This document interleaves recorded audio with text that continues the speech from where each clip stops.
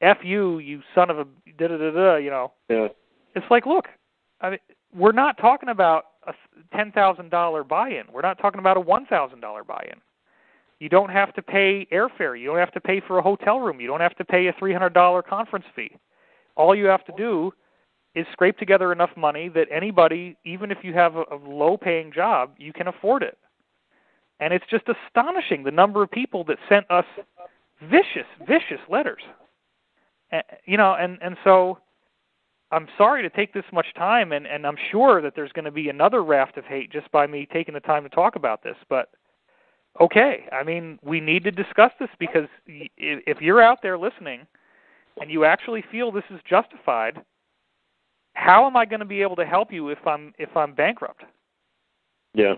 How am I going to be able to continue to give you satisfactory articles if I can't pay the bills to be able to continue to keep the laptop running?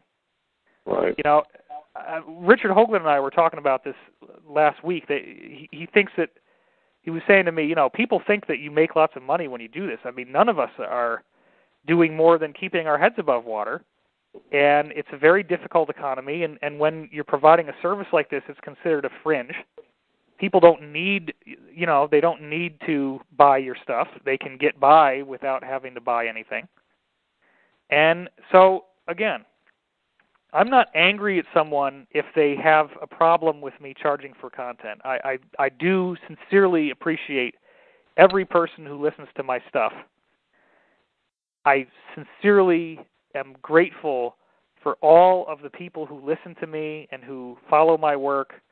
We get hundreds of comments every time I write an article. We get tens of thousands of hits every time I write an article.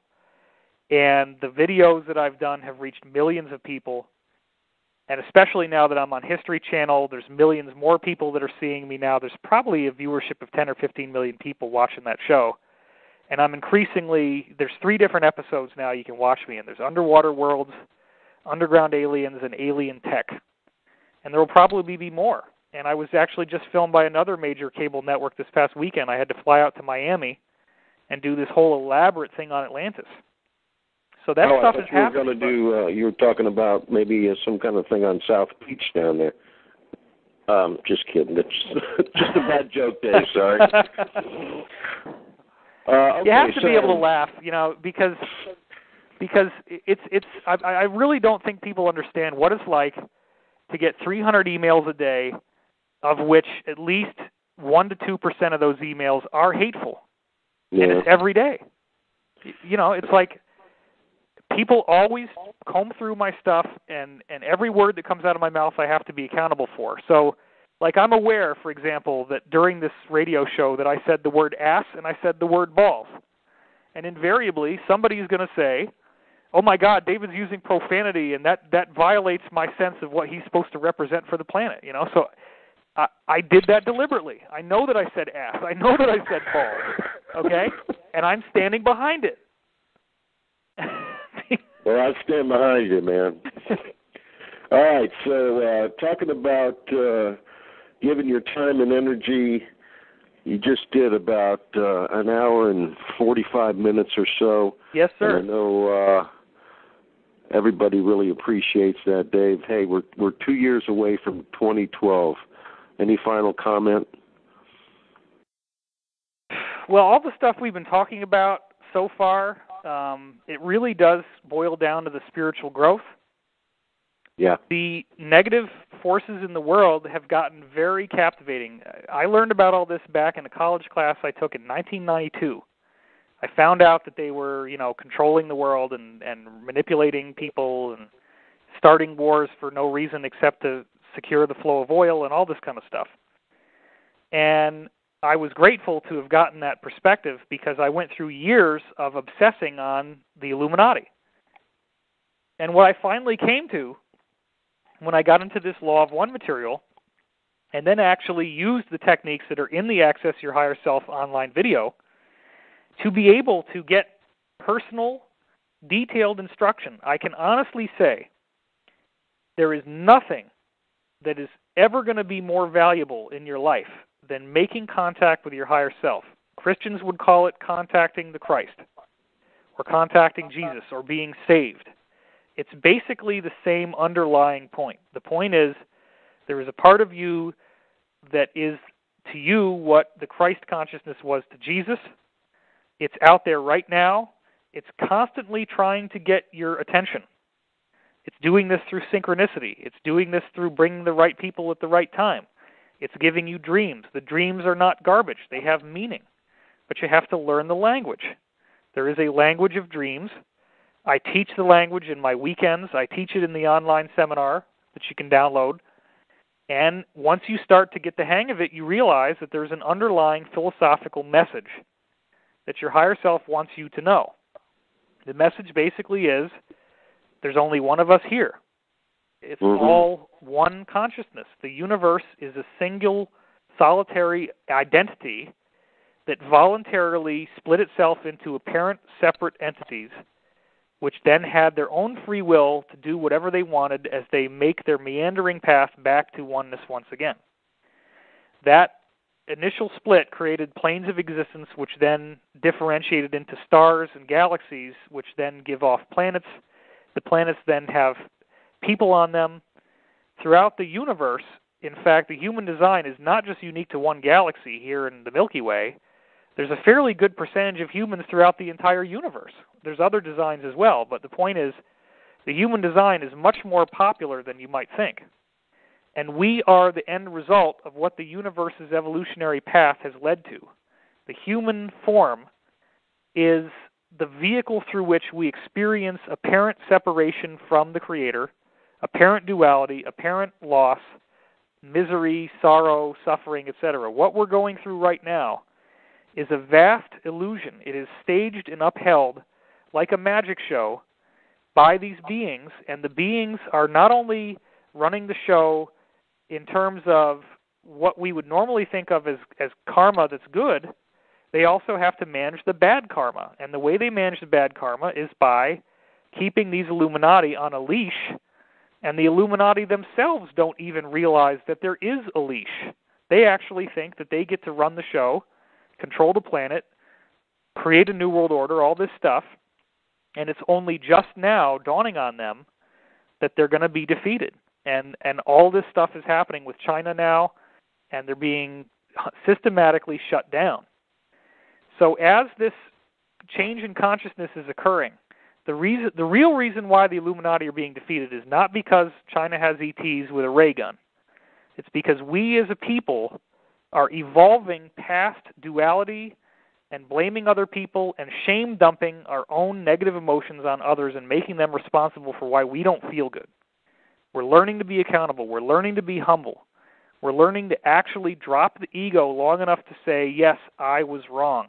I made a mistake, and I'm sorry. It is so hard to do that.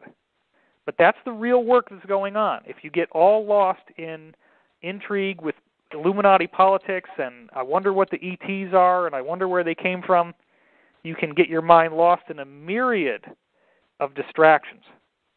But if you want to know what's really happening, we are going through a collective, energetic up-leveling of our own evolution.